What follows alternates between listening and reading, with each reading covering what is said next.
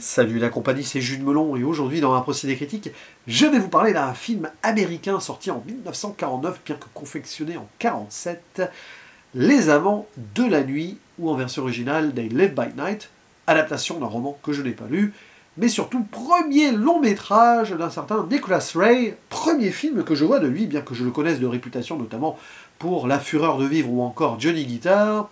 Et donc ici nous avons une sorte de road movie, film noir romantique avec des amants criminels à la Bonnie and Clyde, mais c'est quand même différent, joué par Cathy O'Donnell, qu'on verra par la suite dans Ben-Hur, ou et surtout, parce qu'ils sont deux, donc l'autre c'est le monsieur qui est interprété par Farley Granger, tout jeune à l'époque, mais déjà connu pour son rôle dans La Corde de Hitchcock, il en fera un autre après, l'inconnu du Nord Express. Citons aussi les présences pêle-mêle de Howard De Silva, Helen Craig ou encore J.C. Flippen. Donc l'histoire est assez simple sur le papier. On va suivre un jeune homme qui a 23 ans et qui, après 7 ans passés en prison, donc il n'a jamais connu l'âge adulte en liberté, va s'évader de sa cellule en compagnie de 2 autres personnes.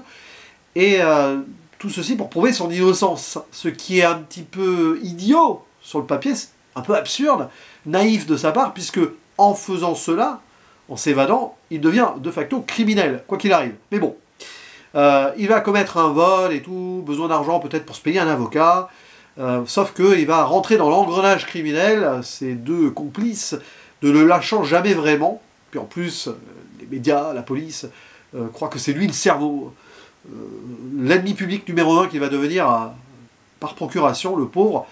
Et entre-temps, alors qu'il est caché quelque part, il va tomber amoureux d'une jeune fille, membre de la famille d'un des deux, là, voilà.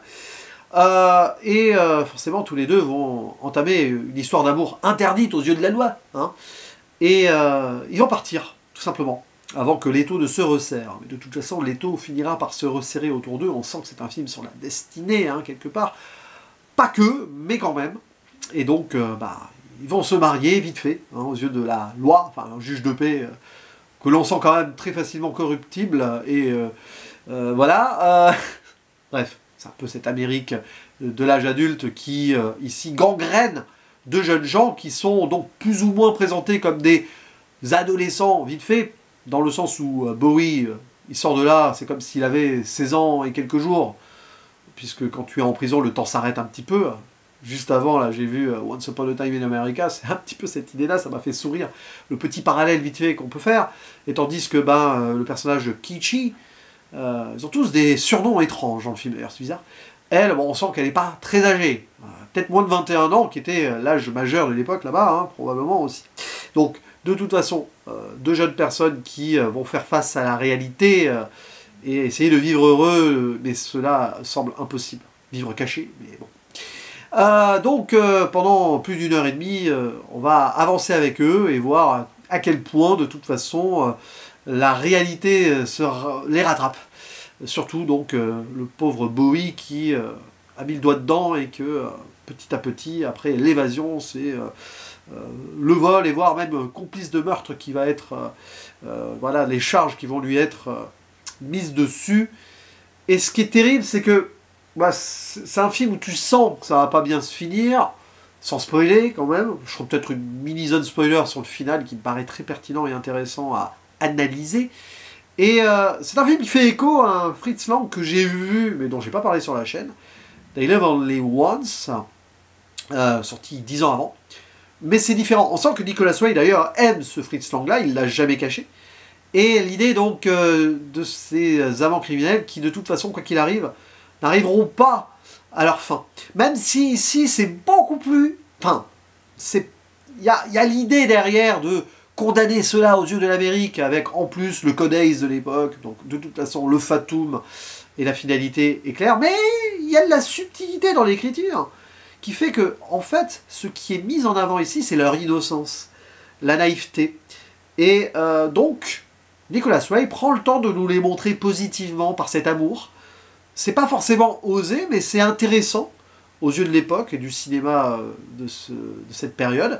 Au final, très vite, le personnage principal donc, nous est présenté comme encore ancré dans une forme d'enfance, innocence, adolescence, mais il commet une erreur en se laissant embrigader dans cette évasion. Il aurait très bien pu essayer de prouver son innocence, mais après 7 ans en prison, visiblement, il n'a jamais eu cette possibilité-là. On peut toujours douter de vraiment s'il est innocent ou pas, mais quand même, on le voit dans ses yeux et au début, tu sens qu'il est là, le pauvre, par défaut et par erreur. Bref. Et derrière, tentative de rédemption par cet amour pur, hein, qui nous est vraiment montré de façon intime entre deux jeunes gens. C'est très romantique, quoi. Et pourtant, pour consommer cette union, ils vont devoir passer par l'underground jusqu'au mariage pour 20 $. C'est piteux, mais bon, c'est comme ça. Et après, pouvoir quand même être ensemble, mais cachés aux yeux du monde. Sauf que malheureusement, toujours, cette impossibilité d'amour va se rappeler à eux. Et c'est là où le film développe des, on va dire, thématiques qui sont assez classiques. Certes, le film l'est, mais un magnifique classicisme qui met en avant d'ailleurs ce très beau noir et blanc d'époque, hein, tout simplement. Côté film noir, mais quand même plus léger dans l'intrigue thriller pure. Là, voilà, c'est juste une fuite en avant, quoi. Et derrière, eh bien, c'est porté par un duo exceptionnel, tout simplement, parce que l'innocence, elle est là dans leur regard, et tristesse un petit peu mélancolique, au final, pour nous, spectateurs, de les voir tout simplement ne pas poursuivre leur quête de bonheur. Enfin, ils essayent tant bien que mal, et des fois, il y a des moments d'illusion, notamment quand ils vont dans un parc, ou quand ils sont dans cette maison, tu sens que le paradis d'avance perdu s'offre à eux, mais très vite, notamment dans ce nightclub, là, il y a un gangster qui vient à nouveau les remettre dans le mauvais chemin, enfin surtout le personnage de Bowie. C'est touchant, c'est un film qui est d'une fluidité parfaite pour ce qu'il raconte, et ça en dit long du coup sur, on va dire, la vision tragique que Nicholas Ray a de ces jeunes personnages, parce que sans l'avoir vu, je crois quand même que La Fureur de Vivre termine un petit peu le destin de son personnage masculin principal de la même manière. Hein, donc voilà, la photographie qui joue beaucoup sur les lumières et l'obscurité jusqu'au bout, les moments d'intime qui cadrent les deux personnes dans une forme je sais pas comment dire, d'intimité illusoire, parfois derrière des barreaux d'ailleurs, parfois vraiment resserrés dans le cadre et dans l'enfermement qu'ils subissent. C'est là-dessus très facile, entre guillemets, à analyser, si on veut, et pourtant ça part quand même d'un postulat très absurde. C'est ça qui est terrible en fait, c'est l'absurdité de ce monde-là, qui n'est pas fait pour ces jeunes gens trop, on va dire, idéalistes d'une certaine manière, pour affronter une réalité très dure. Et donc spoiler sur la fin quand même, qui en soi arrive à conclure le film de façon très forte, au-delà même de ce qu'on pouvait attendre, puisque ce ne sont pas les deux amants qui meurent. Au final, elle est juste embrigadée dans le truc. À un moment, quand même, on voit Bowie qui l'embrasse de force et tout, comme lui, on le force à, on sent qu'il commence à être gangréné, donc de toute façon, lui, il le sait, avant même de mourir, donc ce qui meurt à la fin, il rédige une lettre d'adieu, il comprend que seule la séparation pourra la sauver, elle et le fils qu'elle porte, en plus. Voilà. Alors, on va jusqu'au bout du truc. Mais il va quand même mourir, en revenant pour lui dire adieu. Et c'est intéressant, la composition de cette finalité-là, parce que Nicholas Ray prouve qu'il entre dans le cinéma de façon brillante, où avant de mourir, il est aveuglé par les lumières de la voiture de police. Voilà, comme l'aveuglement qu'il a subi avant, hein, face à la lumière des crimes qu'il a commis par erreur, par naïveté, par embrigadement, tout ce que vous voulez. Il les a quand même commis, donc aveuglé, et il meurt. Tandis que elle, en lisant la lettre d'adieu, c'est la tragédie ironique jusqu'au bout, la lettre d'adieu qui est vraiment une lettre d'adieu ultime pour le coup, après le I love you, qu'elle lit de son amoureux, de son mari en fait, eh bien elle, c'est l'inverse, il y a la nuit qui tombe sur elle, on sent qu'il y a l'obscurité qui vient, qui annonce le fondu au noir final. Mais elle survit, c'est-à-dire qu'elle va devoir vivre avec ça, ce qui est terrible quand même comme poids. Limite, tu aurais pu te dire que valait mieux qu'elle meure, vu la trajectoire finale, et non, elle va devoir apprendre à vivre de cela, et d'avoir aimé la personne qui ne lui fallait pas, malgré tout. De toute façon, la première rencontre entre les deux, l'annoncer cela, un peu de nuit comme ça, la voiture, comme ça, il est caché déjà elle est un peu cachée au volant de la voiture, et il se rapproche, le rapprochement intime se fait, mais déjà dans une condition, dans un contexte assez compliqué qui annonce tout simplement la dureté de ce qui va leur arriver, quoi. Je ferme la zone spoiler. Ouais, c'est un film, c'est assez aisé d'en parler comme cela, même si je reste pêle-mêle comme d'habitude en un procédé critique.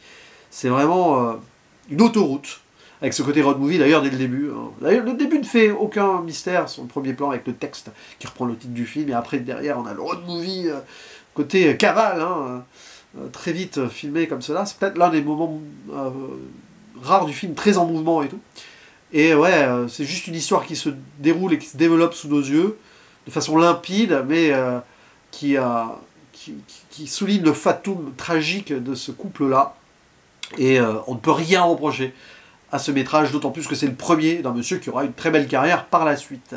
N'hésitez pas à dire en commentaire ce que vous pensez de cette œuvre. Est-ce que c'est votre préféré, finalement, de Nicolas Way? Pour beaucoup, c'est le cas, notamment Tarantino. Ça se sent, hein, sur l'aspect destiné de ces personnages-là, avec l'idée de boucle qui se rappelle toujours à eux et qui les ramène à la mort. Ouais, potentiellement, on le sent, hein, que Quentin, il a aimé ça. Hein, voilà. Bref, à vous la parole, on en discute et je vous dis à la prochaine. Ciao.